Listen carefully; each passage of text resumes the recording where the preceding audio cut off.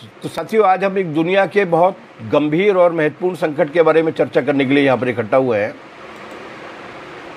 और उस विषय का नाम जो इस वक्त पूरी दुनिया में हलचल मचाए हुए है और अनेक लोगों की चिंता का विषय बना हुआ है, वो आज हमारा मुख्य विषय है कि फ़िलिस्तीन और इज़राइल का संकट क्या है और इस संकट में अपराधी कौन है। हमारे साथ एक दिक्कत है, भारत के लोगों ने उस दिक्कत को अभी ताज़ा अनुभव किया है। और वो दिक्कत ये है कि हमारे पास जो सूचनाएं आती हैं, हमारे पास जो खबरें आती हैं, और वो खबरें फ़िल्टर होके आती हैं। साफ सही खबरें नहीं आती। और उसकी बड़ी सादी सी वजह है, बहुत सिंपल सी वजह है। और वो सिंपल सी वजह ये है कि जो खबरें देने वाला मीडिया है, वो खबरें देने वाला मीडिया जिन लोगों के नियंत्रण में है, उनके नियंत्रण में उन्हीं के मर्जी के हिसाब की खबरें देता है। इसलिए हमें जो खबरें सुनाई जाती हैं, उन खबरों को सुनकर हम किसी सही तथ्यात्मक निष्कर्ष पर नहीं पहुंच सकते। इसलिए मित्रों से मेरा ये आग्रह है कि अगर वो वास्तविक जानकारी जानना चाहते हैं, आज की तारीख में कम से कम एक सुविधा हमारे पास है, और वो सुविधा इंटरनेट की सुविधा है। जब तक ये रहती है तब तक है। जब तक ये इंटरनेट की सुविधा हमारे पास है, तब तक हमें ये कोशिश करनी चाहिए कि दुनिया भर में अलग अलग तरीके की जो वेबसाइट्स हैं, उनमें से कुछ पूर्वाग्रही हैं, कुछ कम पूर्वाग्रही हैं, कुछ तटस्थ हैं, और कुछ उन कंसर्न पार्टीज़ की भी अपनी वेबसाइट्स हैं। इसलिए उन सब का हमें कोशिश करनी चाहिए कि हम तथ्यों तक पहुंचने के लिए उन तमाम सारी वेबसाइट्स को भी अपने दायरे में लें, ताकि हम ये समझ सकें कि वास्तव में घटनाएं किस तरीके की घट रही हैं। और इसीलिए बेहतर होगा कि हमारे साथी फ़िलिस्तीन लिबरेशन ऑर्गेनाइजेशन का या फ़िलिस्तीन अथॉरिटी का की जो ऑफिशियल वेबसाइट है, या संयुक्त राष्ट्र संघ की यूएनओ की जो ऑफिशियल वेबसाइट है, उन ऑफिशियल वेबसाइट पर भी जाएं। अल जजीरा नाम के टेलीविज़न चैनल की जो वेबसाइट है, उस पर भी जाएं, जहां पर राइटर और एएफपी, ये दुनिया के पूरे सूचना माध्यम पर जिन दो बड़ी साम्राज्यवादी एजेंसियों ने कब्जा किया हुआ है, इन दोनों बड़ी साम्राज्यवादी एजेंसियों को छोड़कर और जितने भी सूचना के स्रोत हैं, उन सूचना के स्रोतों पर हम लोगों को जाना चाहिए और वहाँ से हमें जानकारी लेने की कोशिश करनी चाहिए। और उस जानकारी का विश्लेषण करके फिर हमें ये प्रयत्न करना चाहिए कि हम सत्य तक पहुँचने की कोशिश करें। इस वक्त हमारे सूचना और हमारे भारत की सूचना माध्यमों की तो बहुत ही महान बात है। जैसे पूरे पश्चिम एशिया के देशों में मुश्किल से हमारे 3 या 4 समाचार पत्र या समाचार, अगर ये पीटीआई को छोड़ दिया जाए तो 3 या 4 समाचार पत्र संगठन हैं जिनके संवाददाता वहाँ पर मौजूद हैं। और वो ज़्यादातर संवाददाता भी पार्ट टाइम संवाददाता हैं, पूर्णकालिक संवाददाता नहीं हैं। तो इसलिए बेहतर तरीका यही होगा कि हम ये जानने की कोशिश करें कि वास्तव में क्या घट रहा है, और वास्तव में जो घट रहा है उसको जानने के बाद निष्कर्ष तक पहुंचने की कोशिश करें। तो मैं जो बात आपके बीच में रखने वाला हूं, मैं एक बार फिर कहने वाला हूं कि हम जिस विचारधारा में विश्वास रखते हैं, वो विचारधारा तथ्यों से सत्य तक पहुंचने की बात करती है। वो विचारधारा ये कहती है हमसे कि किसी भी बात को इसलिए मत मानो, और ये बात गौतम बुद्ध ने कही थी आज से 2700 साल पहले। और वो विचारधारा हमसे ये कहती है कि किसी भी बात को इसलिए मत मानो कि वो कहीं लिखी हुई है, किसी ने कही है, या पहले से चली आई है। किसी भी बात को तब मानो जब वो तुम्हारी बुद्धि और विवेक की कसौटी पर खरी उतरती हो। और इसीलिए मैं भी जो बात बोलने वाला हूँ, मेरा भी ये मानना है कि आप उस बात को तभी माने जब वो आप इस तरीके से तमाम सारे तथ्यों को इकट्ठा करने के बाद, अगर वो आपके विश्लेषण की क्षमता के हिसाब से, अगर वो आपके बुद्धि और विवेक पर की कसौटी पर खरी उतरती है, तो आप उस पर विश्वास कीजिए। और हर तथ्य के बारे में यही नियम लागू है, लेकिन ख़ास तौर से फ़िलिस्तीन और इजराइल के संकट के बारे में तो ये ख़ास तौर से लागू है, क्योंकि इस वक्त पूरा साम्राज्यवादी मीडिया, केवल इस वक्त नहीं बल्कि पहले से भी पूरे का पूरा साम्राज्यवादी मीडिया इसी तरीके की एक मुहिम चलाता रहा है। मैं कुछ दिल दहलाने वाले आंकड़ों से अपनी बातचीत की शुरुआत करना चाहूँगा और उसके बाद फिर अपन जानने की ये कोशिश करेंगे कि फ़िलिस्तीन का ये संकट वास्तविक संकट है या पैदा किया हुआ संकट है, और इस फ़िलिस्तीन के संकट में आज जो स्थिति है उस स्थिति के लिए अपराधी कौन है। संयुक्त राष्ट्र संघ का मानवाधिकार आयोग जो है, उस मानवाधिकार आयोग की ये रिपोर्ट थी कि 2014 के गर्मियों में गाजा स्ट्रिप, जो एक छोटी सी जगह है जो फ़िलिस्तीन के हिस्से में है, गाजा स्ट्रिप पर इजरायली फ़ौजों ने जो नरसंहार किया था उसमें 2220 लोग मारे गए थे। फ़िलिस्तीन के 2220, जो फ़िलिस्तीन की अपनी आबादी को देखते हुए एक बहुत बड़ी संख्या है। इसमें से 67% लोग नागरिक थे, सैनिक नहीं थे। उन्होंने नागरिक ठिकानों पर, बस्तियों पर, बसाहटों पर, गांवों पर हमला किया था और उसमें मारे गए थे 2220 फ़िलिस्तीनी, जिसमें से 67% नागरिक थे, सिविलियंस थे। और इसी मुठभेड़ में, इसके जवाब में जब वहाँ के नागरिकों ने जब मुकाबला किया या वहाँ के जो सैनिकों ने जो मुकाबला किया, उसमें 71 इजरायली मारे गए थे। 2220 फ़िलिस्तीनी मारे गए और 71 इजरायली मारे गए थे, जिनमें से केवल 9% सिविलियन थे। हम इस बात, इन मौतों के आंकड़ों से हम ये समझ सकते हैं कि कितना एक तरफा तरीके से ये नरसंहार वहाँ पर जारी है, कितना एक तरफा तरीके से वहाँ पर एक मौतों का ये सिलसिला जारी है। अगर हम केवल 2000 से लेके 1 जनवरी 2000 से लेके अभी तक की 20-21 वर्षों को हम लोग गिन लें, अगर अभी तक की 20 सालों को हम लोग अगर गिन लें, इस लड़ाई के पहले की बात कर रहा हूँ मैं, तो इस लड़ाई के पहले के 20 वर्षों में 10,051 फ़िलिस्तीनियों की हत्या हुई है। इन हमलों में 10,051, और इसी दौरान 1,277 इजरायलियों की मौतें हुई हैं, जो इस बात को दोबारा से पोस्ट करती हैं कि किस तरीके से एक तरफा हमला जारी है, एक तरफा तरीके से कत्लेआम जारी है। और अभी जो मई के महीने में ये जो मुठभेड़ शुरू हुई है, मई के महीने में ये जो हमला शुरू हुआ है, जो हमला क्यों शुरू हुआ इसके बारे में अपन लोग बातचीत करेंगे। इस हमले के दौरान अभी तक, कल शाम तक 217 फ़िलिस्तीनियों की मौत हो चुकी है, जिसमें 45 से अधिक बच्चे हैं। बाकी महिलाएं हैं लेकिन बच्चे हैं, क्योंकि ये नागरिक बसाहटों पर किया गया हमला है। ये झगड़ा क्या है, ये विवाद क्या है? वास्तविक रूप में अगर हम इतिहास में जाते हैं, हमें तमाम सारे देशों के, ऐसे देशों के नाम मिलते हैं जो अब अस्तित्व में नहीं है। आज से 1500 साल पहले अस्तित्व में थे, आज से 2000 साल पहले अस्तित्व में थे, लेकिन आज वो अस्तित्व में नहीं है। बहुत सारे देश ऐसे हैं जो आज से 500 साल पहले अस्तित्व में थे। बहुत सारे देश ऐसे हैं जो प्रथम विश्व युद्ध के वक्त अस्तित्व में थे लेकिन आज अस्तित्व में नहीं है, जैसे ओटोमन साम्राज्य, जिसका जिक्र हम लोग अभी करने वाले हैं। बहुत सारे देश ऐसे भी थे जो द्वितीय विश्व युद्ध, जो 1939 और 1936 और 1939 और 1945 के बीच में 6 वर्षों तक हुआ था, उस वक्त अस्तित्व में थे, लेकिन आज वो अस्तित्व में नहीं है।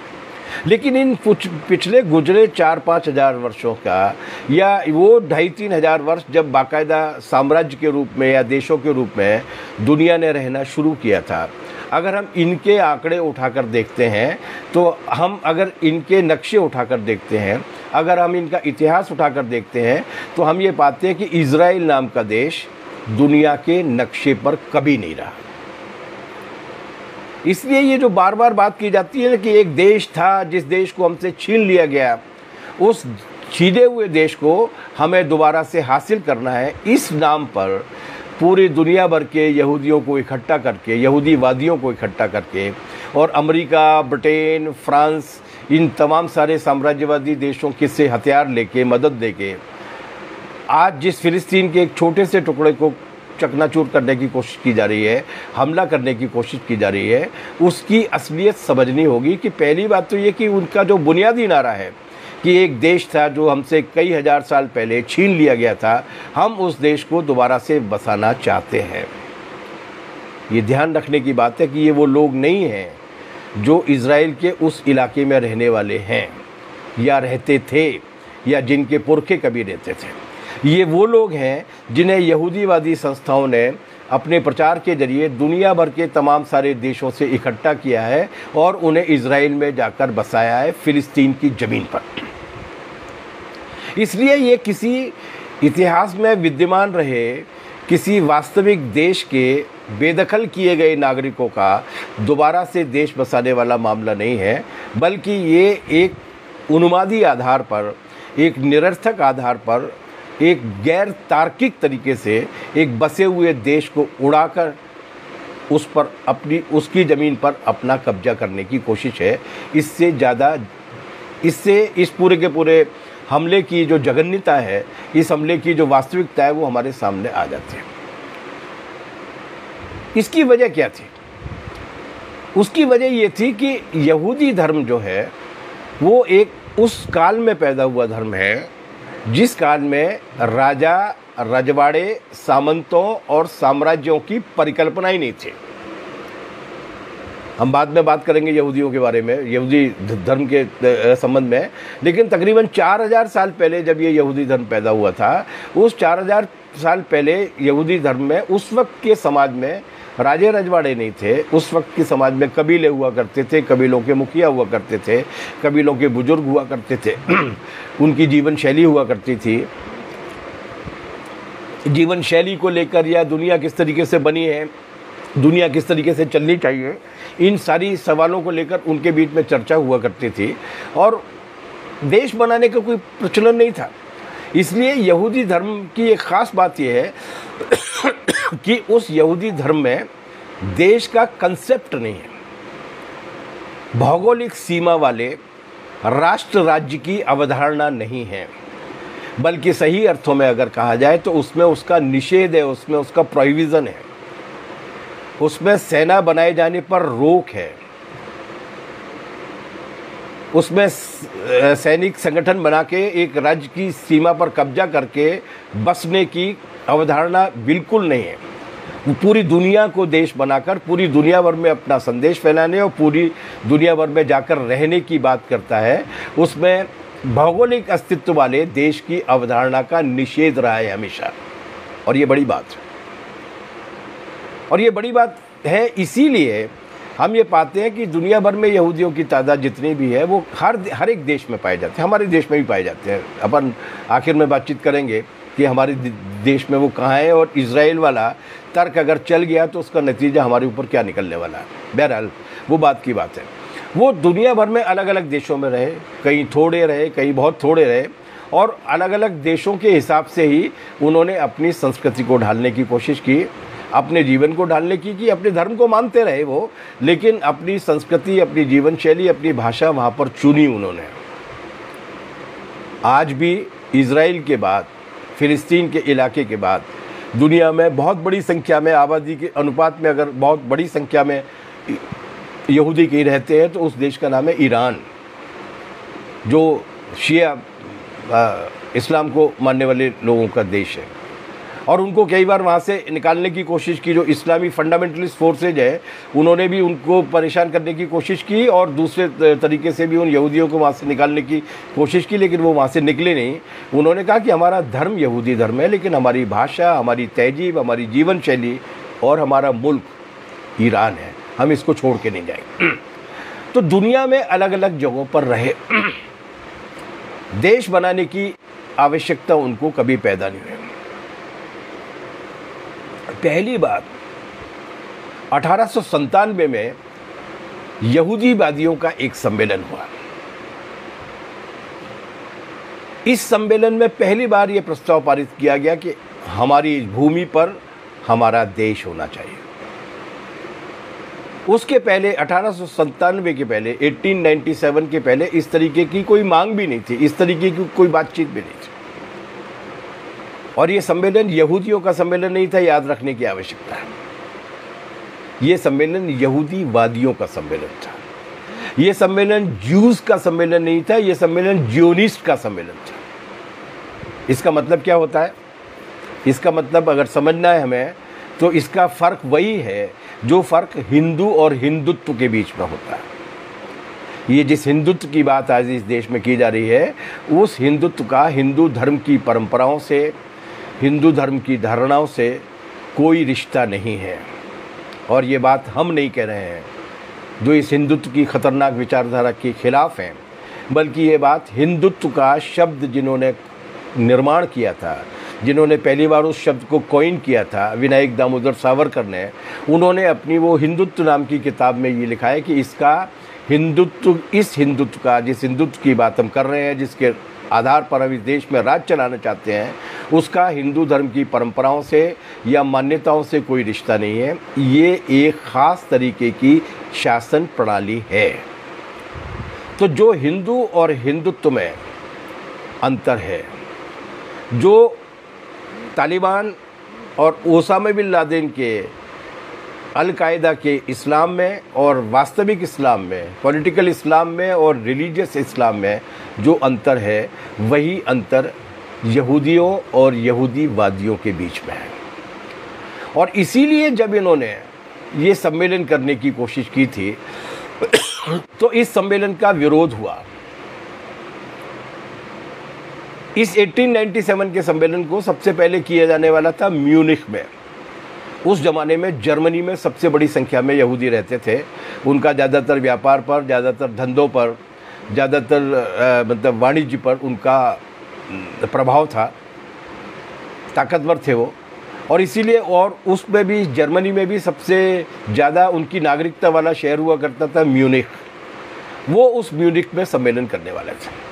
लेकिन जर्मनी के यहूदियों ने ही उनका विरोध किया और उन्होंने कहा कि इस सम्मेलन की आवश्यकता नहीं है। क्यों? उन्होंने कहा कि ये यहूदी धर्म के खिलाफ है। हमारा देश, हमारी पूरी दुनिया हमारा देश है। जिस देश में हम रहते हैं वही देश हमारा देश है। इसके साथ साथ उन्होंने ये कहा कि अगर हम इस तरीके का नारा उठाएंगे कि यहूदियों का देश अलग होना चाहिए, इसका मतलब हम पूरी दुनिया भर में अलग थलग पड़ जाएंगे, हमारे खिलाफ भी भावनाएं भड़केंगी। और इसीलिए जो यहूदी मज़दूर है, जो मज़दूरी कर रहा है दुनिया भर के तमाम सारे देशों में, वो मज़दूरी नहीं कर पाएगा। और जो यहूदी व्यापारी व्यवसाय कर रहा है, वो अपना काम धंधा और व्यापार नहीं कर पाएगा। क्योंकि अगर हम अलग देश बनाने की बात करेंगे धर्म के नाम पर, जो हमने कभी नहीं बनाया है, तो हमारे खिलाफ भी दुनिया भर के उन देशों में भावनाएं भड़केंगी जहाँ पर हम लोग रहते हैं, उन देशों को अपना देश मानकर। और ये विरोध करने वाले केवल प्रगतिशील यहूदी नहीं थे जो रिफॉर्मिस्ट थे। ये विरोध करने वालों में ऑर्थोडॉक्स यहूदी भी शामिल थे, जो सिनेगोग में, जो उनके के पूजा स्थल होते हैं, सिनेगोग के जो रब्बी थे, सिनेगोग में जो रेगुलर नियमित रूप से प्रार्थनाएं करने के लिए जाते थे, वो भी कहते थे कि नहीं, अलग देश नहीं चाहिए। और विरोध इतना ज़बरदस्त था कि उस विरोध की वजह से म्यूनिख में जो सम्मेलन होने वाला था, उस म्यूनिख के सम्मेलन को उन्हें स्थगित करना पड़ा। और म्यूनिख की बजाय उस सम्मेलन को उन्हें स्विट्ज़रलैंड के शहर बासेल में ले जाना पड़ा। क्योंकि यहाँ सबसे बड़ी यहूदी पॉपुलेशन होने के बाद भी, एक मजबूत शहर होने के बाद भी आबादी के हिसाब से, वहाँ पर वो सम्मेलन नहीं कर पाए क्योंकि यहूदियों ने विरोध किया। उसके बाद उन्होंने बासेल में जाके अगस्त 1897 में, अगस्त 1897 में जाकर वो सम्मेलन किया। और मज़ेदार बात ये थी कि यहूदी धर्म की जो भाषा है, या अगर कहा जाए तो ये जो तीनों अब्राहमिक या सेमेटिक रिलीजियंस हैं जिनके बारे में बात करेंगे अपन लोग, यहूदी, इस्लाम और ईसाईयत, इन तीनों धर्मों की जो बुनियादी किताब है वो हिब्रू भाषा में लिखी हुई है। ये उस ज़माने की, उस जगह की भाषा थी जहाँ पर ये तीनों धर्म पैदा हुए। लेकिन ये जो जियोनिस्ट की जो कॉन्फ्रेंस थी, 1897 का जो सम्मेलन था, वो उस पूरे सम्मेलन की सारी कार्रवाई जर्मन भाषा में चली, क्योंकि जर्मनी में सबसे ज़्यादा यहूदी रहते थे और जर्मनी के ही कुछ अति संपन्न यहूदीवादियों ने इसका उन्होंने किया था। और वहाँ के नागरिकों ने उनका विरोध किया था ये कह के कि इससे हमें मुश्किल होगी, फ़ायदा कुछ नहीं होगा लेकिन हमें नुकसान ज़्यादा होगा, क्योंकि हमारे खिलाफ भी लोगों के अंदर एक आक्रोश पैदा होगा और हम अलग थलग पड़ जाएंगे। यही हुआ भी। 1897 के बाद पहला विश्व युद्ध हुआ। पहले विश्व युद्ध के बाद पूरी दुनिया भर में जिस तरीके की स्थितियां पैदा हुई, उन स्थितियों के बाद जो दूसरा विश्व युद्ध हुआ है, जो हिटलर नाम की ताकत पैदा हुई है, जो मुसोलिनी नाम की ताकत पैदा हुई है, हिटलर की शुरुआती सारी की सारी नामबंदी जर्मनी के यहूदियों के खिलाफ थी। पूंजीवाद संकट में था। प्रथम विश्व युद्ध में जर्मनी को बहुत ज़्यादा चोट लगी थी, उसकी वजह से भी वो आर्थिक घाटे में था। उसे काफ़ी मुआवजा चुकाना पड़ा था फर्स्ट वर्ल्ड वार के अपराधों के लिए। रोज़गार का संकट था, काम धंधे ठप पड़े हुए थे। ऐसी स्थिति में हिटलर पैदा हुए जिन्होंने ये कहा कि हमारा रोज़गार इसलिए ख़तरे में पड़ता है क्योंकि ये यहूदी हमारा रोज़गार छीन लेते हैं। हमें दुकानदारी करने का या व्यवसाय करने का मौका नहीं मिलता क्योंकि ये यहूदी हमारा काम छीन लेते हैं। ये यहूदी हमारा शोषण कर रहे हैं, ये साहूकार है, ये सूदखोर है। और उन्होंने एक एंटी यहूदी एटमॉस्फेयर बना के एक उन्माद पैदा करने की कोशिश की। इसलिए हिटलर की नाजी पार्टी का जो शुरुआती विकास हुआ है, वो शुरुआती विकास उन्होंने किया है हिटलर के नारे के साथ कि यहूदियों को यहाँ से भगाया जाना चाहिए। और उसके बाद हिटलर के कार्यकाल में यहूदी निशाने पर आए, कम्युनिस्ट निशाने पर आए, साहित्यकार निशाने पर आए, ट्रेड यूनियन वाले निशाने पर आए, वैज्ञानिक निशाने पर आए। और उसमें सबसे ज़्यादा अत्याचार का शिकार अगर कोई बना तो वो यहूदी थे, जिन्हें बाकायदा कंसंट्रेशन कैंप्स में कम्युनिस्टों के साथ बंद करके, विचारकों और साहित्यकारों के साथ बंद करके जिंदा मारा गया, गैस चैम्बर्स में मारा गया। लगभग उसी तरीके से उनके खिलाफ एक अंध उन्माद पैदा करने की कोशिश की जिस तरीके का उन्माद यहाँ पर पैदा किया गया है। तो 1897 की 1897 की जियोनिस्ट कांग्रेस को लेकर यहूदियों के मन में जो आशंका थी, वो आशंका सही साबित हुई। और उसकी वजह से सतवीर सिंह जी बिल्कुल सही कह रहे हैं कि उसकी वजह से एक कट्टरता के जवाब में दूसरी कट्टरता पैदा हुई। और उस दूसरी कट्टरता ने इस मानवता के माथे पर बहुत बड़ा कलंक लगाया है, जो द्वितीय विश्व युद्ध के दौरान और हिटलर की जर्मनी के दौरान यहूदियों और वहाँ की लोकतांत्रिक ताकतों के ऊपर हमले के रूप में आया। तो वो आशंका सही थी कि अपना देश बनाने का फ़ायदा नहीं होगा, लेकिन इसके बाद भी वो लगे रहे यहूदीवाद। दूसरे विश्व युद्ध के बाद जो एक माहौल बना था कि यहूदियों पर बहुत अत्याचार हुआ है, उस माहौल की वजह से यहूदियों के प्रति पूरी दुनिया भर में सहानुभूति पैदा हुई थी। ख़ासतौर से हिटलर की पराजय और समाजवादी ताकतों की, अगर सोवियत यूनियन नहीं हुआ होता, अगर जोसेफ स्टालिन के नेतृत्व वाली लाल सेना नहीं हुई होती, तो दुनिया का नक्शा क्या होता, इसकी कल्पना करना भी सिहरन पैदा कर देता है। ये मेहनत कशों के बेटे थे, ये मजदूरों के, किसानों के बेटे थे, जो 3 करोड़ से ज़्यादा लोग मारे गए थे, रूस के रहने वाले। और वो जान देने के बाद उन्होंने पूरी दुनिया को फासिज्म से बचाया था। उसकी सहानुभूति की वजह से यहूदियों के प्रति हमदर्दी हुई, होनी भी चाहिए। लेकिन इस हमदर्दी का फ़ायदा यहूदियों को नहीं हुआ, इस हमदर्दी का फ़ायदा यहूदीवादियों ने उठाया। और उन्होंने 1945 में जब ये युद्ध ख़त्म हुआ और उसके बाद जब ये अंतर्राष्ट्रीय संगठन बने, उसी दौर में ये ब्रेटन वुड्स ऑर्गेनाइजेशन भी बने हैं, जिसे हम IMF और WTO और विश्व बैंक के रूप में जानते हैं। लेकिन वो उसी ज़माने में एक और संगठन बना था 1945 में, और उस संगठन का नाम था संयुक्त राष्ट्र संघ, UNO, जिसके बारे में ये धारणा थी कि दुनिया में इस तरीके के युद्ध की स्थिति पैदा नहीं हो, इसलिए बेहतर होगा कि हम सारे राष्ट्र एक ऐसा मंच बनाएं जहाँ पर ऐसा कोई मसला आता है तो हम लोग आपस में बातचीत करेंगे, बातचीत के जरिए समाधान निकले, अंतर्राष्ट्रीय बिरादरी का दबाव पैदा हो। इसी में अंग्रेज़ों की पहल पर, ब्रिटेन की पहल पर, तब ब्रिटेन का कब्जा था फ़िलिस्तीन की इस ज़मीन पर, ये ब्रिटेन के गुलाम थे, उनकी पहल पर यह बात बनी कि हमें इज़राइल के बनाने के लिए भी, इज़राइल नाम का देश बनाने के लिए भी इसमें से एक जगह दे देनी चाहिए। तो 1947 में ये फैसला उन्होंने संयुक्त राष्ट्र संघ में कराने की कोशिश की और एक हद तक वो कामयाब भी रहे। कि फ़िलिस्तीन की वो ज़मीन जिस पर ये दावा करते हैं कि यहाँ पर उनके पुरखे कभी 3-4 हज़ार साल पहले रहा करते थे, वहाँ पर अब्राहम पैदा हुए थे, तो वो हमारी ज़मीन है। 1947 में द्वितीय विश्व युद्ध के बाद पैदा हुई हमदर्दी की रोशनी में साम्राज्यवाद की साजिश की वजह से ब्रिटेन ने जिस ज़मीन पर वो कब्जा किए हुए था, उस ज़मीन को आज़ाद कराने के पहले उन्होंने अपने उसमें ये फैसला लिया कि यहाँ पर इसका एक हिस्सा जो है वो उनके लिए दे दिया जाएगा।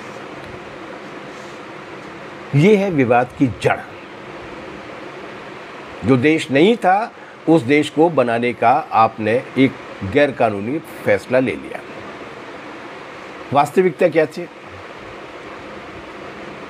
इस तरीके की लाइफ में बहुत सारे आंकड़े देने से कोई वो बोझिल हो जाता है, लेकिन फिर भी कुछ संदर्भ के लिए समझने की आवश्यकता थी। जब ये जो जियोनिस्टों का सम्मेलन हुआ था स्विट्ज़रलैंड के बासेल नाम के शहर में, उस वक्त फ़िलिस्तीन की कुल आबादी थी 6 लाख। इसमें 95% 95% अरब थे, अरब। और अरब केवल मुस्लिम नहीं थे, ईसाई भी थे। केवल 5% यहूदी थे 1897 में। जिस ज़मीन पर जाकर हम अपना देश बनाएंगे का वो नारा दे रहे थे, उसकी 6 लाख की आबादी में से केवल 5% आबादी मुसलमानों की आबादी थी। पहले ये ओटोमन साम्राज्य का हिस्सा हुआ करता था। ओटोमन साम्राज्य मतलब मोटा मोटी कह सकते हैं कि तुर्की साम्राज्य। उसको प्रथम विश्व युद्ध में हराने के बाद अंग्रेज़ों ने यहाँ पर कब्जा कर लिया, और जैसा कि मैंने आपसे कहा कि दूसरे विश्व युद्ध के बाद जो हमदर्दी पैदा हुई थी यहूदियों के प्रति, उसका फ़ायदा उठाकर उन्होंने ये काम किया। 1947 में इस नए देश के लिए थोड़ी ज़मीन देने का फैसला हुआ। उस समय भी 1947 में भी फ़िलिस्तीन में की जो आबादी थी उसमें अरब थे 13,50,000 और फ़िलिस्तीनी यहूदी करीब 6.5 लाख थे, और इनका कब्जा केवल 6% ज़मीन पर था। 1947 में जब ये प्रस्ताव पारित किया जा रहा है दोबारा से कि एक टुकड़ा इनको दे देना चाहिए, उस वक्त भी इनकी आबादी बहुत कम थी। 13,50,000 अरब थे और फ़िलिस्तीनी यहूदी करीबन 6.5 लाख थे। केवल 6% ज़मीन पर इनका कब्जा था। लेकिन ब्रिटेन की पहल पर और साम्राज्यवाद की पहल पर इनको 56% ज़मीन दे दी गई। दुनिया ने इसको नहीं माना, फ़िलिस्तीनियों ने इसको नहीं माना, लेकिन वो 56% ज़मीन पर भी वो राजी नहीं हुए। वहाँ पहुँच तो सकते नहीं थे, 6% तो थे ही। 1948 में फिर इन्होंने पूरे दुनिया भर से हथियार जुटाए। ये जो जियोनिस्ट थे, यहूदीवादी थे, पूरी दुनिया भर के यहूदीवादियों को इकट्ठा करने का नारा दिया। अमेरिका ने हथियार दिए, ब्रिटेन ने हथियार दिए, फ्रांस ने हथियार दिए। वो खुद पिट कर आए थे। हालांकि अभी द्वितीय विश्व युद्ध में वो खुद एक संकट में से निकल कर आए थे, लेकिन माने नहीं। ऑस्ट्रेलिया ने दिए, और इन लोगों के हथियारों की मदद से उन्होंने अपनी सैनिक शक्ति जुटाई और 1948 में युद्ध छेड़ दिया गया। और 1948 में इन बाहरी सेनाओं की मदद से इन यहूदीवादियों ने फ़िलिस्तीन की ज़मीन के एक हिस्से पर जाकर कब्जा किया और इस्राइल नाम के देश का जन्म हुआ। 7-7.5 हज़ार साल के लिखित सभ्यता के इतिहास में 3-4 हज़ार के देशों और साम्राज्यों के नाम पर अलग अलग तरीके के कमज़ोर और मजबूत राज्यों के हिसाब से का जो इतिहास है, उस इतिहास में इज़राइल नाम का देश 1948 में, आज से कुछ 70-72-73 साल पहले अस्तित्व में आया। इस थोपे गए युद्ध में 1948 की लड़ाई में करीब 7.5 लाख फ़िलिस्तीनी आबादी रिफ्यूजी हुई थी, शरणार्थी बन गई।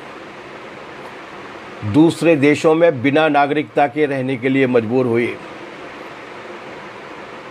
आज भी रह रहे हैं वो लोग अपने ही देश में। फ़िलिस्तीन में भी जो रह गए माफ़ कीजिएगा, फ़िलिस्तीन में भी जो रह गए उन पर भी अपनी ही ज़मीन पर, अपने ही देश पे जहाँ पर पुरखे रह रहे हैं हज़ारों साल से, उस पर भी उनको नागरिकता के अधिकार के बिना उनको रहने के लिए विवश होना पड़ा, और आज भी वो रह रहे हैं। और 35 से 40 लाख फ़िलिस्तीनी रिफ्यूजीज़, फ़िलिस्तीनी शरणार्थी अरब देशों में या दुनिया के दूसरे देशों में या अपनी ही ज़मीन पर रिफ्यूजी का जीवन काटने के लिए मजबूर हो रहे हैं। पूरी दुनिया ने कभी इसका समर्थन नहीं किया। अभी अपन बात करेंगे कि दुनिया में किस किस तरीके के प्रस्ताव पारित हुए, लेकिन पूरी दुनिया ने कभी इसका समर्थन नहीं किया। पूरी दुनिया ने इसको धिक्कारा, यहाँ तक धिक्कारा कि दुनिया के बहुत बड़े वैज्ञानिक थे, आप में से आप सब विद्यार्थी हैं इसलिए जानते हैं, अल्बर्ट आइंस्टीन के बारे में कहा जाता है कि अभी तक मनुष्यता में सबसे शार्प, सबसे जीनियस दिमाग कोई अगर पैदा हुआ है तो अल्बर्ट आइंस्टीन का था। अल्बर्ट आइंस्टीन भी यहूदी थे संयोग से, और उन्हें उस ज़माने में जर्मनी में रहा करते थे, तो जर्मनी से छोड़ के भाग कर अमेरिका में अपनी वैज्ञानिक शोध के लिए जाना पड़ा था। इजराइल के बनने के बाद उन्हें ये पेशकश दी गई कि हम आपको इजराइल का राष्ट्रपति बनाना चाहते हैं, दूसरा राष्ट्रपति। आइंस्टीन ने मना कर दिया। आइंस्टीन ने कहा कि नहीं, मैं राष्ट्रपति बनने के लिए तैयार हूँ, क्योंकि बुनियादी तौर से इस तरीके से बनाए गए देश को किसी ने स्वीकार नहीं किया। ये है इतिहास, जिसे इस तरीके से तोड़ मरोड़ के पेश करने की कोशिश की जा रही है जैसे कि वो बहुत ज़्यादा दमन का शिकार रहे, बेचारे दमन का शिकार रहे, लेकिन जर्मनी के हिटलर के दमन का शिकार रहे, और जिस तरीके के दमन का वो खुद शिकार रहे यहूदीवादी ने, उसी तरीके के दमन का शिकार आज वो फिलिस्तीन के नागरिकों को बनाने की कोशिश कर रहे हैं। अभी मौजूदा लड़ाई कैसे शुरू हुई? मौजूदा लड़ाई की शुरुआत ये हुई कि शेख जर्रा नाम की एक जगह, यरूशलेम नाम की एक जगह है। यरूशलेम दुनिया के प्राचीनतम शहरों में से एक। अभी अपन बात करेंगे इसके बारे में। उस यरूशलेम में अलग अलग इलाके हैं। पूर्वी यरूशलेम पर फिलिस्तीनी कब्जा है, और संयुक्त राष्ट्र संघ ने जो सूची जारी की है, नक्शा जारी किया है, उसके हिसाब से वो फिलिस्तीन के अधिकृत वाली टेरिटरी है, फिलिस्तीन के अधिकार वाला क्षेत्र है। इजराइल ने इस शेख जर्रा में रहने वाले फिलिस्तीनी परिवारों को उनके घरों से बेदखल करने का कोशिश की। हालांकि बाद में इजराइल के ही सुप्रीम कोर्ट ने कहा कि ये गलत काम था, लेकिन वो किसी की नहीं मानते तो अपने सुप्रीम कोर्ट की भी क्यों मानेंगे? हमारे वाले जो भक्त आजकल उनके लिए चरण वंदना करते हुए घूमते रहते हैं ना, उनको इसलिए लगता है कि उन्हें लगता है कि वो हमारी ही बिरादरी का है, भेड़ियों की बिरादरी का ही है। ये भी सुप्रीम कोर्ट, हाई कोर्ट की नहीं मानते हैं, उन्होंने भी अपने सुप्रीम कोर्ट की नहीं मानी, इजराइल की यहूदीवादी सरकार ने, नेतन्याहू की सरकार ने। जब ये जबरिया बेदखल किया गया, संयुक्त राष्ट्र संघ ने मना किया, दुनिया की तमाम सारे देशों ने कहा, जब उनको वहाँ से हटाने की कोशिश की गई तो उन नागरिकों ने अपनी जगह खाली करने से मना कर दिया। उन्हें विरोध करने का हक है, उनकी ज़मीन है, उस स्वीकृत समझौते में भी उनकी ज़मीन है। लेकिन इस पर फिर कब्जा करने के लिए इजरायली फ़ौजें जहाँ पर पहुँच गई तो उसका फिर फिलिस्तीनियों ने मुखर तरीके से विरोध किया, और यहूदीवादियों और इजराइल की बॉर्डर पुलिस का, बॉर्डर फोर्स की जो हिंसा थी, उस हिंसा को उन्होंने प्रतिवाद किया। इसका जवाब क्या दिया उन्होंने? इसका जवाब दिया उन्होंने कि जो पहले कभी नहीं हुआ था, वहाँ की जो सबसे मशहूर मस्जिद है अल अक्सा मस्जिद, उस अल अक्सा मस्जिद में पहुंचकर इजरायली फ़ौजों ने वहाँ पर भी उन्माद पैदा करने की और तोड़फोड़ करने की कोशिश की। इसके बाद जब उनका जुल्म सितम जारी रहा तो फिलिस्तीन की सरकार ने, फिलिस्तीन के प्रशासन ने अपने इलाके को बचाए रखने के लिए और अपने इलाके की रक्षा के लिए संयुक्त राष्ट्र संघ के नियमावली के हिसाब से, जेनेवा एग्रीमेंट्स के हिसाब से, वियना की संधियों के हिसाब से उन्हें जो अधिकार प्राप्त है उसके अधिकार की उन्होंने रक्षा की, और इजरायली फ़ौजों को वापस करने के लिए हमले का जवाब हमले से दिया। ये अधिकार है उनको। फिलिस्तीन पर संयुक्त राष्ट्र महासभा ने प्रस्ताव नंबर 1514 पारित किया 1960 में। इसमें ये कहा गया है कि फिलिस्तीनी जनता की मुक्ति की जो प्रक्रिया है वो अटल है, उन्हें मुक्त होना चाहिए, और इन गंभीर संकटों से बचने के लिए उपनिवेशवाद, कॉलोनी बनाने की जो कोशिश है और उससे जुड़े अलगाव और भेदभाव के सारे तौर तरीकों को ख़त्म किया जाना चाहिए। लेकिन उनने किसी की नहीं मानी। क्यों नहीं मानी? ये सब हो क्यों रहा है? छोटी सी जगह है, कोई बहुत बड़ा इलाका भी नहीं है, ये सब हो क्यों? हम लोग विद्यार्थी हैं, आप लोग तो ऑफिशियली विद्यार्थी हैं, वैसे भी मनुष्य हमेशा विद्यार्थी रहता है। विद्यार्थी होने के नाते हम ये जानते हैं कि जितने भी विचारक हुए उन सारे विचारकों ने, चाहे वो गौतम बुद्ध हुए चाहे वो कन्फ्यूशियस हो, चाहे वो लाओ त्से हुए हो, चाहे वो मार्क्स हुए हों, सारे विचारकों ने ये कहा है कि विज्ञान, सामाजिक विज्ञान और राजनीतिक विज्ञान का पहला नियम ये है कि कोई भी घटना बिना किसी कारण के नहीं होती। हर घटना के पीछे कई कारण होते हैं, उनमें से एक आध कारण तात्कालिक रूप से प्रमुख कारण होता है, लेकिन बिना कारण के नहीं होती। इजराइल और फिलिस्तीन के इस संकट के पीछे भी एक महत्वपूर्ण कारण है। 1857 की जो पहली यहूदीवादी कॉन्फ्रेंस हुई थी और संयुक्त 1947 में जो संयुक्त राष्ट्र में एक नया देश बनाने के लिए थोड़ी सी ज़मीन देने की बातचीत हुई थी, और उसके बाद जो फिलिस्तीन पर हमले जारी हुए हैं, जो संयुक्त राष्ट्र संघ की सैकड़ों निंदाओं, सैकड़ों आलोचनाओं, सैकड़ों प्रस्तावों के बावजूद उनकी गुंडागर्दी लगातार जारी है। हिंदुस्तान सहित दुनिया भर के तमाम देशों से यहूदियों को बटोर कर फिलिस्तीन की जगह को घेर कर वहाँ पर नई कॉलोनियाँ बनाकर लोगों को बसाने का जो सिलसिला जारी है, इसके पीछे कौन है? मैड्रिड में पहला समझौता वार्ता हुई थी, ओस्लो में उसके बाद समझौता वार्ता हुई, कैंप डेविड में उसके बाद समझौता वार्ता हुई।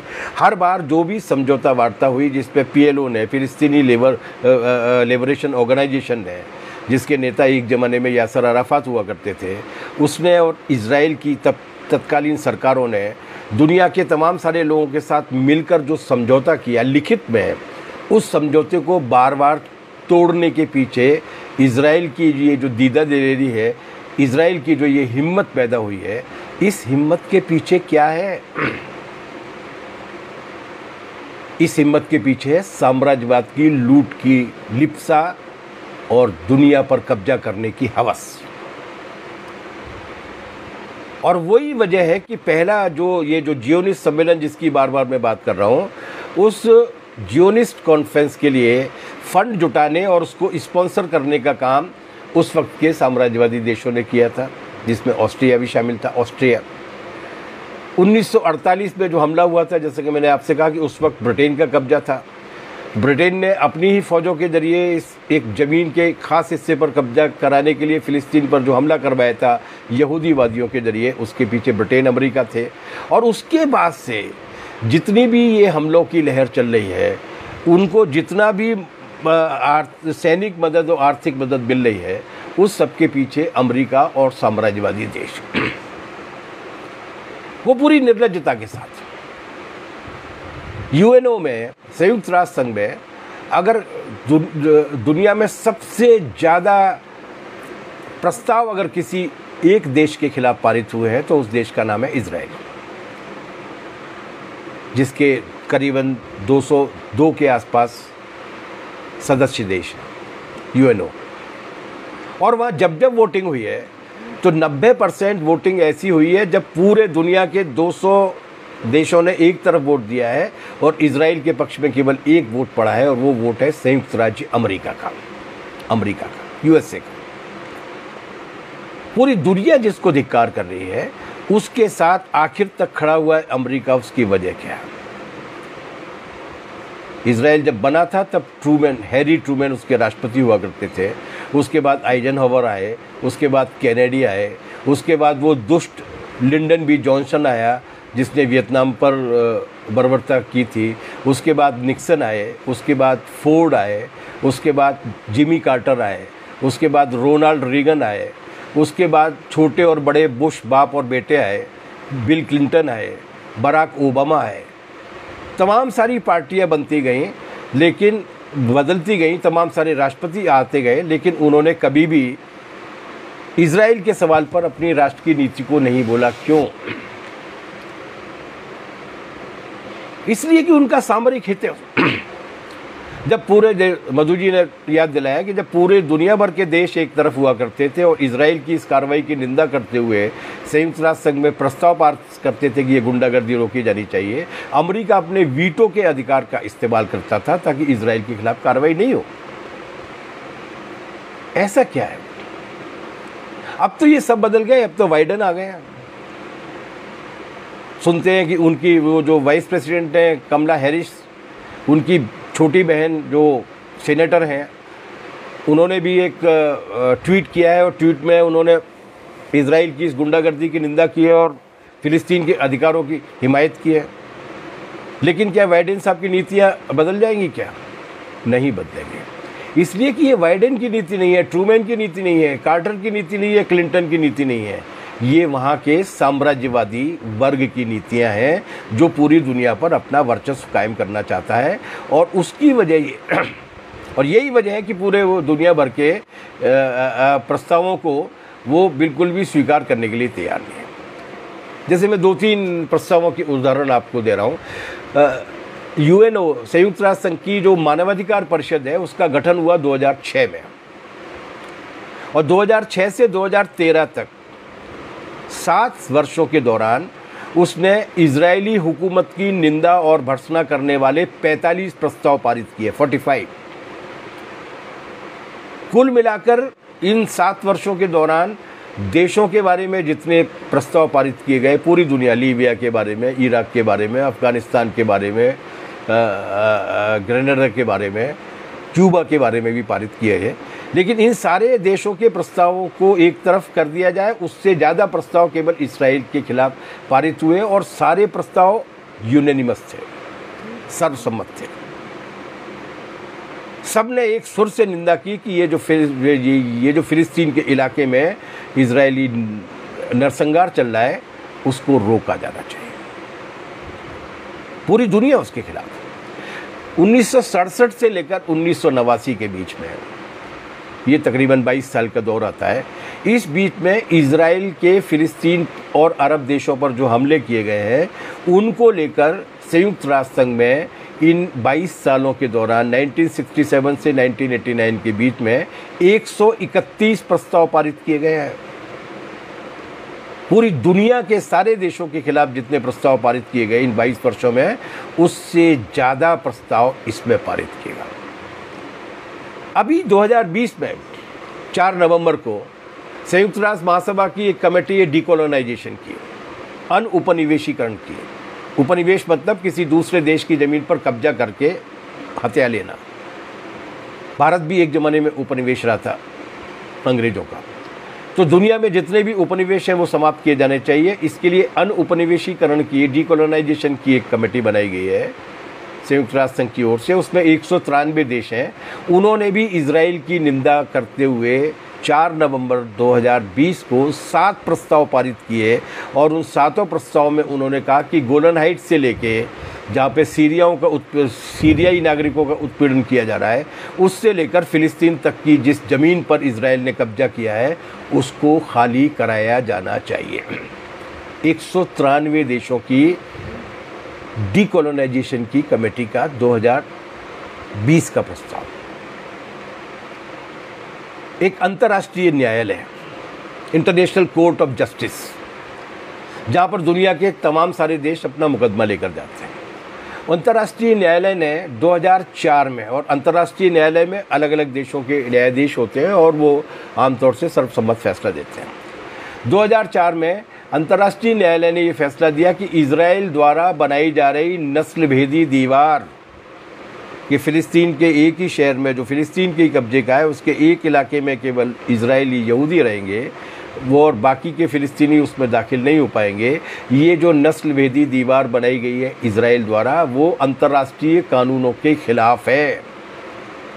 अंतर्राष्ट्रीय इंटरनेशनल कोर्ट ऑफ जस्टिस कहता है 2004 में इजराइल को तुरंत यहाँ से अपना निर्माण हटाना चाहिए और ये ज़मीन उसके मालिकों को वापस कर देनी चाहिए। इस फैसले के बाद फिर संयुक्त राष्ट्र संघ की महासभा में, जनरल असेंबली में भी ये प्रस्ताव आया और जनरल असेंबली ने भी सर्वसम्मति से भी अंतर्राष्ट्रीय न्यायालय के, इंटरनेशनल कोर्ट ऑफ जस्टिस के इस फैसले को पारित किया और कहा कि सभी देशों को इंटरनेशनल कोर्ट ऑफ जस्टिस के इस फैसले के साथ होना चाहिए, इस अवैध कब्जे के खिलाफ होना चाहिए और इजराइल को इस कब्जे को बनाए रखने के लिए किसी भी तरीके की मदद नहीं दी जानी चाहिए। ये निर्देश जारी किया उन्होंने, लेकिन अमेरिका ने नहीं माना। साम्राज्यवादी देशों की इतनी ज़्यादा दिलचस्पी क्यों है? जरा सा भूखंड है, उसमें इजराइल को बिठाने की इतनी ज़्यादा दिलचस्पी क्यों है? बहुत सादा सी बात है साथियों। सादा सी बात यह कि दुनिया पर अगर कब्जा जमाना है तो पश्चिम एशिया का ये जो इलाका है, वेस्टर्न मीडिया इसको ईस्ट एशिया कहता है, मध्य पूर्व कहता है, ये जो इलाका है वो काफ़ी रणनीतिक महत्व का, इसकी जो भौगोलिक स्थिति है, वहाँ पर अगर एक उनकी चौकी बन जाती है, एक उनका सैनिक अड्डा बन जाता है, एक उनका चाटुकार बैठ जाता है, तो उसके बाद उन्हें एशिया और अरब देशों, खास तौर से अरब देशों की छाती पर और बाकी एशिया पर अपनी धौंस जमाने के लिए अपना अड्डा बनाने में बहुत आसानी रहेगी। उनके लिए बहुत मुफीद जगह है, स्ट्रेटजिक अहमियत है। ठीक यही स्ट्रेटजिक अहमियत अफगानिस्तान की थी, जिसका उन्होंने बंटाढार कर दिया और अपनी चौकी वहाँ पर बना ली। लेकिन उससे भी ज़्यादा बड़ी अहमियत इस इलाके की है। एक वजह तो ये है कि वो एशिया और अरब के देशों पर नियंत्रण करने के लिए, और दूसरी वजह यह है कि इन देशों के दुर्भाग्य से इनकी ज़मीन के नीचे दुनिया का सबसे ज़्यादा प्राकृतिक तेल है और प्राकृतिक गैस है, बेशकीमती तेल है। और इस वक्त पूरी दुनिया भर की अर्थव्यवस्था की बुनियाद में है ऑयल एंड नेचुरल गैस, ये पेट्रोल, डीजल और प्राकृतिक गैस, उस पर कब्जा करना। अब तो कम से कम उन अंधे लोगों की आंखें खुल गई होंगी जो अब 20 साल गुजरने वाले हैं कि ये जो इराक पर हमला किया गया था कि उसने बायोलॉजिकल वेपन्स बना लिए हैं, दुनिया को नष्ट करने वाले हथियार बना लिए हैं। अब तो अमेरिका ने भी मान लिया ना कि ऐसे कोई हथियार नहीं थे, लेकिन वहाँ की एक धर्मनिरपेक्ष सरकार पर हमला किया गया, इराक को पूरा तहस-नहस कर दिया गया। आज इराक नाम का एक मजबूत देश था, उसको 3-4 टुकड़ों में बांट दिया गया, जहाँ पर कोई सत्ता नहीं है, कबीले आपस में संघर्ष कर रहे हैं। किस लिए? क्योंकि वहाँ की जो तेल संपदा थी, उस तेल संपदा पर अमेरिका के बड़ी कॉरपोरेट कंपनियों को कब्जा करना था, जो उन्होंने कर लिया।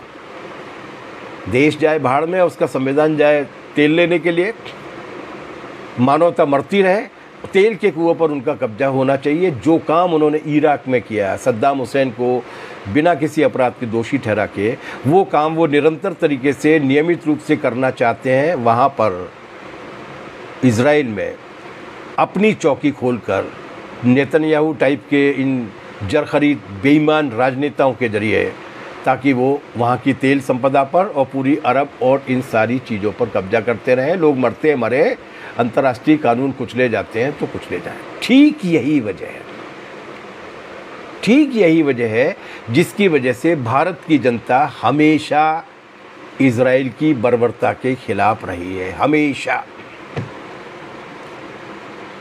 भारत की जनता हमेशा फिलिस्तीन की जनता और फिलिस्तीन की जनता के मुक्ति आंदोलन के साथ रही।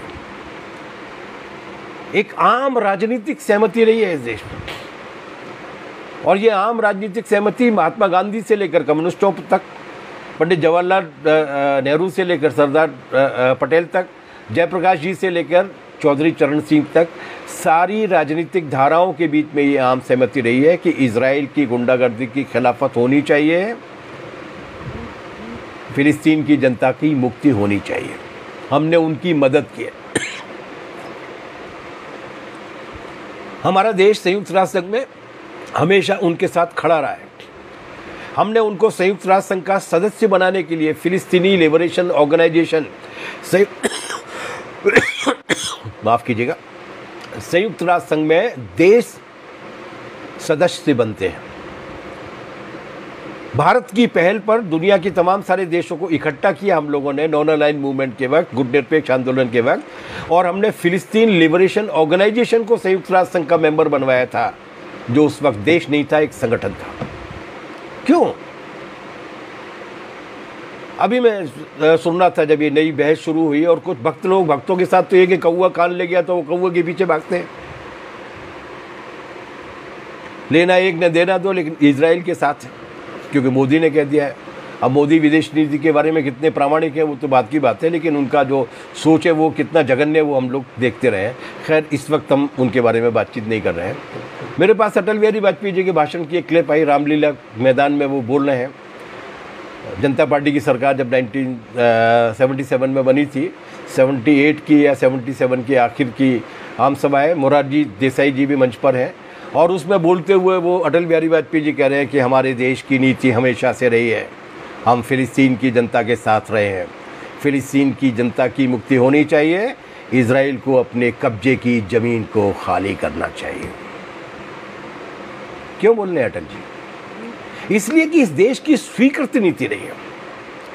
हमने साम्राज्यवाद को भुगता है, और हमने साम्राज्यवाद को भुगता है इसलिए हम जानते हैं कि साम्राज्यवाद अगर एक बार वहाँ पर अड्डा जमा लेगा तो वो बात केवल वहीं तक ख़त्म नहीं होगी। अंधेरा अगर एक जगह भी सलामत है तो दुनिया की रोशनियाँ सुरक्षित नहीं है। अगर एक भी ज़मीन के टुकड़े को उपनिवेश बनाया जाता है तो दुनिया की बाकी ज़मीन और देश की राजनीति भी सुरक्षित नहीं है। हम जानते हैं, हम मानते भी इस बात को, इसलिए हम उनके साथ हैं।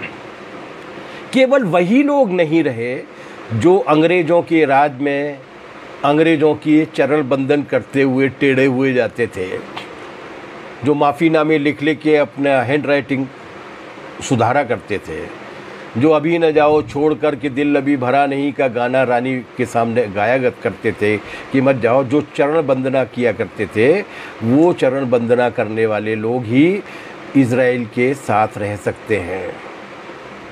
वो जो ट्रंप को अब की बार ट्रंप सरकार का नारा लगा के उस अधपगले अमेरिकी राष्ट्रपति को दोबारा से जितवाने के लिए काम न किया करते थे, जो उनके आगे ढोक दिए जा रहे थे, केवल वही उनके साथ रह सकते हैं जो साम्राज्यवाद के अधीन बनकर, साम्राज्यवाद के चाटुकार बनकर, साम्राज्यवाद की छीजन पर अपना गुजारा करना चाहते हैं। केवल वही लोग जिनका इस देश के साथ, जिनका दुनिया की मानवता के लोकतांत्रिक अधिकार के साथ रिश्ता नहीं है, केवल वही उनके साथ रह सकते हैं। भारत कभी नहीं रहा उनके साथ। महात्मा गांधी ने बहुत क्लियर कट स्टेटमेंट दिया था, और अभी भी हमने क्लियर कट दिया। ये केवल पिछले कुछ वर्षों से, जब से ये हम दो और हमारे दो वाली सरकार आई है, तब से हमारी सरकार के पांव डगमगाने लगे हैं। संयुक्त राष्ट्र संघ में ये पहला मौका आया है। पहले हम प्रस्ताव रखा करते थे इजराइल की निंदा में, फिलिस्तीन के समर्थन में। ये पहला दौर आया है जब हमारी सरकार ऐसे प्रस्तावों पर, जब 193 देश फिलिस्तीन के पक्ष में वोट दे रहे होते हैं, एक अमेरिका इजराइल के पक्ष में वोट दे रहा होता है, तब हम तटस्थ खड़े होते हैं कि ना हम इधर हैं ना हम उधर हैं, हम तटस्थ हैं। इतनी ज़्यादा शर्मनाक साम्राज्यवाद के आगे समर्पणकारी नीति इस देश में कभी नहीं है, और यही कर रहे हैं इस और यही चाटुकारिता थी जो कहा गया कि ये, जैसा एक टिप्पणी मान्यता जी ने दी है कि अभी भी कोरोना काल में भी यही हुआ ना। साम्राज्यवाद के प्रति अधीनस्थ और गुलामी भाव कितना है। हमारे लोगों को लगाने के लिए टीके नहीं है, लेकिन ट्रंप ने फ़ोन किया, हमने सारी के सारी दवा भेज दी। नए राष्ट्रपति ने फ़ोन किया, हमने सारे के सारे टीके भेज दिए। हमारी जनता मरे लेकिन हमारे आका की जनता खुश होनी चाहिए। ये सोच रखने वाले लोग जब से सरकार में आए हैं, तब से इजराइल के खिलाफ बोलना संयुक्त राष्ट्र संघ में कम हो गया। ये भारत की जनता की मनस्थिति नहीं है, इस बात को समझना पड़ेगा। ये 70 साल में पहली बार हुआ है कि हम 135 करोड़ का देश अपनी राय रखने के लिए कभी ओबामा का मुंह ताकते हैं, कभी ट्रंप का मुंह ताकते हैं, कभी बाइडेन का मुंह को ताकते हैं। इसलिए हमें ये समझना पड़ेगा कि इजराइल की ये जो बर्बरता है वो सारे अंतर्राष्ट्रीय कानूनों, पारित किए गए विभिन्न अंतर्राष्ट्रीय प्रस्तावों को अंगूठा दिखाने वाली है। और हमारी सरकार जो कर रही है ये भारत की आम स्वीकृत विदेश नीति का निषेध कर रही है, उल्लंघन कर रही है। और जैसा कि कहा जाता है कि सरकारें जब विफल होती हैं, जनता को मैदान में उतरना पड़ता है, क्योंकि देश अंततः जनता का होता है। सरकारें उसमें केवल काम चलाओ जिम्मेदारियों को निभाने के लिए नियुक्त की जाती हैं। अगर वो उन जिम्मेदारियों को निभाने की स्थिति में नहीं है तो जनता को उठना पड़ेगा। उनके संगठनों को फिलिस्तीन की हिमायत में आवाज़ उठानी पड़ेगी। आवाज़ उठानी पड़ेगी कि फ़िलिस्तीन की जनता का हक मिलना चाहिए, आवाज़ उठानी पड़ेगी कि अंतर्राष्ट्रीय शांति कायम होनी चाहिए, और इसलिए भी आवाज़ उठानी पड़ेगी ताकि ये दुनिया हमारे जीने के लायक बनी रहे। क्योंकि एक बार अगर ये धींगा मुस्ती की दुनिया बन गई तो उसके बाद क्या नतीजा होगा इसकी कल्पना नहीं की जा सकती। मैं सिर्फ संकेत दे रहा हूँ आपको। 4000 साल पहले अब्राहम पैदा हुए, यरूशलेम के पास की किसी पहाड़ी के पास उन्होंने प्रवचन दिया, उनकी खुदा के साथ बातचीत हुई और एक धर्म उन्होंने शुरू किया। और 4000 साल बाद आप उस धर्म को मानने वाले लोग कहते हैं कि हमारी ज़मीन वो थी, हम वहाँ पर पहुँच रहे हैं। 2700 साल पहले गौतम बुद्ध यहाँ पैदा हुए थे। गौतम बुद्ध के धर्म और दर्शन को मानने वाले लोग जितने लोग भारत में नहीं है, उससे सैकड़ों गुना लोग दुनिया के तमाम सारे देशों में पाए जाते हैं।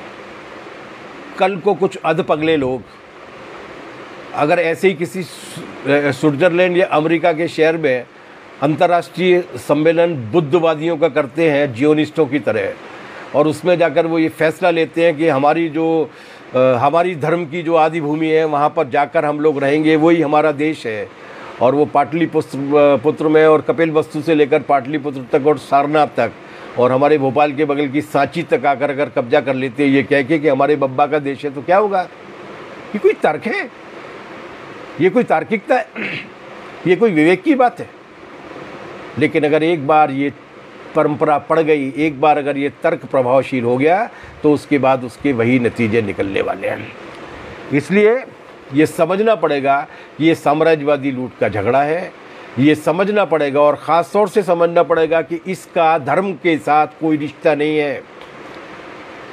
फिलिस्तीन पर कब्जे की लड़ाई किसी धर्म के विरुद्ध लड़ाई नहीं है।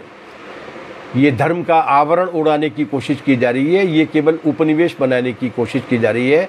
जिस पूर्वी यरूशलेम पर कब्जा करने के लिए ये 2021 की मई में इस नए हमले की शुरुआत की गई है, शेख जर्राह से शुरू करके, उस 1 किलोमीटर से भी कम का दायरा है, 990 मीटर का दायरा है, जिस 990 मीटर का दायरा पूरी दुनिया की बेशकीमती ऐतिहासिक धरोहर है, क्योंकि यहाँ पर 3 धर्म पैदा हुए थे। तीनों धर्म के स्थापना करने वाले लोग वहाँ पर रहे किसी न किसी काल में, किसी न किसी समय में। आज उन पर ही हमला किया जा रहा है। ये माना जाता है कि अब्राहम जो सबसे पुराने पैगंबर हैं, वो वहीं पर थे और वहीं की एक पहाड़ी पर बैठकर उन्होंने ये प्रवचन दिया था कि और यहूदी धर्म की शुरुआत की थी, और उन्हीं का नाती था यहूदा, जिसके नाम पर इस धर्म की शुरुआत की गई। माना जाता है कि ईसा मसीह को वहीं पर सूली पर उसी 990 मीटर के दायरे में सूली पर चढ़ाया गया था, और वहीं पर वो ईसाई मान्यताओं के हिसाब से दोबारा से जीवित हुए थे। माना जाता है कि इस्लाम धर्म की घोषणा वहीं पर हुई थी, और इस्लामिक मान्यताओं के हिसाब से पैगंबर हज़रत मोहम्मद यहीं से खुदा के पास गए थे, और यही अब्राहम थे जिन्होंने मक्का की मस्जिद की तामीर की थी, जो खुद यहूदी थे, लेकिन मान्यता ये है कि मक्का की मस्जिद की तामीर करने वाले लोग थे। ये जो तीनों बड़े धर्मों के पुरखों की जो ज़मीन है, वो उस ज़मीन पर, उस यरूशलेम पर कब्जा करने के लिए बच्चों को मारा जाना, महिलाओं पर हमला किया जाना, इतनी बर्बरता जो है, ये बर्बरता बहुत गंभीर है। इसका धर्म के साथ कोई रिश्ता नहीं। अब्राहम या इब्राहिम यहूदी कहते हैं, ईसाई और मुसलमानों के भी वो आदि पूर्वज हैं। तीनों ही मजहब की किताबों में इब्राहिम अलैहिस्सलाम है, वहीं से शुरू होती है। मक्का में जो काबा है उसकी बुनियाद भी हज़रत इब्राहिम साहब ने रखी थी, और हज़रत मोहम्मद साहब जो थे जिन्होंने इस्लाम धर्म की शुरुआत की, वो इन्हीं के वंशज थे। इब्राहिम पहले पैगंबर थे, हज़रत मोहम्मद के बारे में कहा जाता है कि वो आखिरी पैगंबर थे। इसलिए ये धार्मिक लड़ाई नहीं है, धर्म का बाना पहनाया जा रहा है। और धर्म का बाना पहनाने का मतलब क्या होता है, ये इसको हमसे ज़्यादा बेहतर कौन जाता है। हिंदुओं की रक्षा करने के लिए आए थे, हिंदुत्व को कायम करने के लिए आए थे, हिंदू खतरे हैं के नाम पर आए थे। क्या किया 7 साल के अंदर? अभी 26 मई को 7 साल इनके पूरे होने वाले हैं। जितने भी पब्लिक सेक्टर के उद्योग थे बंद, बेच दिए गए कौड़ियों के मोल, बैंकों का भट्टा बिठा दिया गया, प्राइवेट कर दी गई। इस देश में शिक्षा को विद्यार्थियों के हाथ से छीन लिया गया। शिक्षा को भी माल कमाने के जरिए के रूप में तब्दील कर दिया गया। इस कोरोना काल में हम लोग देख रहे हैं किस तरीके से स्वास्थ्य व्यवस्थाओं का भट्टा बैठ गया था, चरमरा गई थी, जिसकी वजह से लाखों की संख्या में लोग मर रहे हैं। ऑक्सीजन न मिल पाने की वजह से घुट घुट के मर रहे हैं। बेड न मिल पाने की वजह से अस्पताल की सीढ़ियों पर लेटे लेटे लोग मर रहे हैं। एक जरा जरा से इंजेक्शन और गोलियों की कमी है, पैरासीटामोल नहीं मिल रही है, विटामिन सी नहीं मिल रही है, एजिथ्रोमाइसिन नहीं मिल रही है। ये जरा जरा सी गोलियां गायब है बाज़ार में से, क्योंकि हमने सारी सार्वजनिक व्यवस्था का ठप्पा बिठा दिया। लोगों से कहते रहे कि हिंदू खतरे में है और खजाना भरते रहे अंबानी और अडानी का, देश की बुनियाद को खोखला करते रहे। तो ये धर्म का बाना पहनकर जो भी आते हैं, जो मर रहे हैं कोरोना से, वो हिंदू नहीं है। जिन 14 करोड़ से ज़्यादा लोगों का रोज़गार छिन गया था कोरोना के पहले हमले में, वो हिंदू नहीं थे।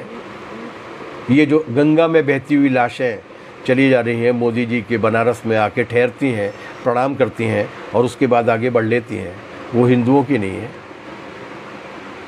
ये जितने भी लोग धर्म की पैरवी करने की बात करते हैं, उन्हें इस बात को ध्यान में रखना चाहिए कि ये ठगी का सबसे आसान जरिया है।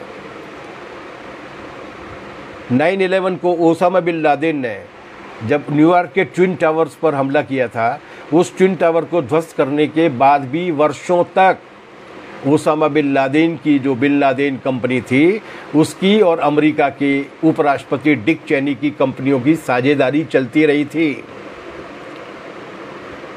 ओसामा बिन लादेन से झगड़ा चलेगा, लेकिन उनकी साझेदारी चलती रहेगी। तो ये जितने भी लोग जो धर्म के नाम पर या कट्टरता के नाम पर आते हैं, ये धर्म और कट्टरता के नाम पर आने वाले लोग दरअसल लोगों को झांसा देने के लिए इस्तेमाल करते हैं उन भावनाओं का। उनका धर्म के साथ कोई रिश्ता नहीं होता। मेरा समय पूरा हो चुका है और बल्कि समय ज़्यादा ही हो गया है, इसलिए मैं ज़्यादा कुछ कहना नहीं चाहूँगा। बहुत सारे विषय जो यहाँ पर रह गई है। एक बात बार बार आ रही है, हमास कौन है? हमास कौन है? हमास फिलिस्तीनी जनता के बीच में काम करने वाला एक संगठन है, जिसे वहाँ की जनता ने बहुमत के साथ नुमाइंदगी दी अपनी। वो थोड़ा ज़्यादा तीखे तरीके से प्रतिक्रिया और रिएक्ट करने वाला संगठन है, ज़्यादा उग्र तरीके से अपनी फिलिस्तीनी जनता के अधिकारों की रक्षा करने वाला संगठन है। तो क्या उनका अधिकार नहीं है अपने देश की रक्षा करने का? हमास कैसे काम करेगा, कैसे काम नहीं करेगा, ये कौन तय करेगा? फिलिस्तीन की जनता तय करेगी। ये किसी भी देश की सरकार और उस सरकार को चलाने वाला संगठन किस तरीके से काम करेगा, ये फैसला करना उस देश की जनता का अधिकार है। और आज अगर हमास वहाँ पर ताकतवर संगठन के रूप में उभर कर आया है, तो इसके लिए जिम्मेदार कौन है? यासर अराफात जैसे लोकप्रिय नेता, अंतर्राष्ट्रीय पैमाने पर लोकप्रिय नेता जाते हैं, ओस्लो का समझौता करते हैं। फिलिस्तीन की जनता के बहुत बड़े हिस्से में दुख होता है कि इस समझौते को नहीं करना चाहिए था, लेकिन वो जनता मान लेती है। लेकिन ओस्लो के समझौते को तोड़कर ज़मीन पर कब्जा करने के लिए दोबारा से हमले कौन करता है? इजराइल। उसके बाद कैंप डेविड का समझौता होता है। कैंप डेविड के समझौते के प्रति भी फिलिस्तीनी जनता का बहुमत हिस्सा जो कहता है कि अच्छा नहीं है, लेकिन पीएलओ, फिलिस्तीनी लिबरेशन ऑर्गेनाइजेशन और यासर अराफात कहते हैं कि मौजूदा अंतर्राष्ट्रीय परिस्थितियों में यही एक रास्ता है, अभी हमको मान लेना चाहिए। कैंप डेविड के समझौते को कौन तोड़ता है? आपने फिलिस्तीनी जनता की जो गंभीर नेतृत्व के लोग थे, जो शांतिपूर्ण तरीके से समाधान निकालने के पक्षधर थे, उन सारे लोगों को बेइज्जत और अपमानित किया। 12 से ज़्यादा अंतर्राष्ट्रीय समझौते, 50 से ज़्यादा फिलिस्तीन और इजराइल के बीच के आपसी समझौते कागज़ पर लिखने के बाद, दुनिया की तमाम सारी ताकतों के सील सिक्के लगने के बाद भी आपने कबूल नहीं किए और आप लगातार अपनी गुंडागर्दी को जारी रखते गए। तो हमास जैसे संगठन पैदा होते हैं और वो कहते हैं कि अब हमें अपने देश की रक्षा करने के लिए मुकाबला करना होगा। इसलिए ये चर्चा करना कि हमास क्या कर रहा है, उससे ज़्यादा महत्वपूर्ण, मैंने आपके बीच में आंकड़े रखे हैं। अभी दोबारा से मैं दोहरा देता हूँ आखिर में। हालांकि विनोद गिल जो हमारे एसएफआई के हरियाणा के नेता हैं, उन्होंने कहा है कि समय की कोई बंदिश नहीं है, लेकिन यार सुनने की भी एक सीमा होती है, लोगों पर रहम करना चाहिए। लेकिन मैं बता रहा हूँ, अगर हमले अगर फ़िलिस्तीन के हैं और हमास करवा रहा है, तो अभी जो 217 मौतें हुई हैं उनमें इजरायली कितने हैं? 40 तो बच्चे हैं फ़िलिस्तीन के। 217 लोग मारे गए अकेले गाजा पट्टी में। संयुक्त राष्ट्र संघ के संगठन ने जो रिपोर्ट दी थी कि 2014 के नरसंहार में, ये मैं शुरू में बोल चुका था, बाद में दोहरा रहा हूँ आपके लिए, 2014 के नरसंहार में अकेले गाजा पट्टी में 2220 फिलिस्तीनियों की हत्या की गई थी इजराइल के द्वारा, जिसमें 67% सिविलियंस थे, नागरिक थे, औरतें थीं, बच्चे थे, बुजुर्ग थे, सैनिक नहीं थे। और केवल 71 इजरायली मरे थे सैनिक, केवल 9% सिविलियन थे, 71 इजरायली मरे थे, 2220 फिलिस्तीनी मरे थे। हमला कौन कर रहा है? नरसंहार कौन कर रहा है? 2000 से लेकर 2021 तक के इन 20 सालों में 10,051 फिलिस्तीनी मारे गए इस बर्बरता में, इजरायली हमलों में। केवल 1277 इजरायलियों की मौत हुई है, सैनिकों की। हमला कौन कर रहा है? हमलावर कौन है? इसलिए मैंने आपसे जो शुरू में कहा था उस बात को ध्यान में रखिए। अंतर्राष्ट्रीय मीडिया क्या छवि बनाता है, वो किस तरीके से योजनाबद्ध तरीके से एक खास तरीके की खबरें प्लान करता है। राइटर्स और एएफपी, CNN और फॉक्स, ये जो पूरी दुनिया भर के अंतर्राष्ट्रीय मीडिया पर कब्जा किए हुए हैं और जिनकी खुर्शन हमारे मीडिया हाउस से लेकर इस्तेमाल करते हैं कि ये हुआ गाजा पट्टी में, ये गोलन हाइट्स पे हुआ, इनके चक्कर में मत पड़िए। ये कितने बेईमान और धूर्त हैं कि इनके हिसाब से जहाँ के पर जिसने पूरी दुनिया के 67 से ज़्यादा देशों में कोरोना से पीड़ित मानवता की सेवा करने के लिए अपने डॉक्टर्स भेजे, वो क्यूबा इस अमेरिका और CNN, INN, वो CNN और फॉक्स और UFP और राइटर्स की एजेंसियों के हिसाब से रोग स्टेट है, दुष्ट राज्य। क्या है? कैसी खबरें छापते हैं? वो हमास के बारे में भी छापेंगे, वो कम्युनिस्ट के बारे में भी छापते हैं। कैसी खबरें छापेंगे? एक जगह मैंने पढ़ी थी, बड़ा प्रामाणिक अखबार था, बड़ा लोकप्रिय अखबार है हमारे देश का, लोग उसकी को पढ़ते हैं कि ये ठीक ठाक हम लोगों को खबर देता है। उसने ये छापा था कि मतलब किस तरीके की खबरें छापते हैं, मैं बता रहा हूँ आपको। उसकी ये खबर थी कि फिदेल कास्ट्रो, जो दुनिया के समाजवादी क्रांतिकारी आंदोलन के बहुत बड़े नेताओं में से थे, जिन्होंने क्यूबा में समाजवाद की स्थापना की, जिन्होंने अंतर्राष्ट्रीय राजनीति को प्रभावित किया, जिन्होंने लैटिन अमेरिका के देशों को इतना ज़्यादा प्रभावित किया कि बाद में वहाँ 13 में से 12 देशों में बाकायदा जनता ने अपना वैकल्पिक नेतृत्व चुना। उनके बारे में क्या खबर छपी थी? उनके बारे में खबर छपी थी कि फिदेल कास्ट्रो की 3,285 बीबियाँ हैं।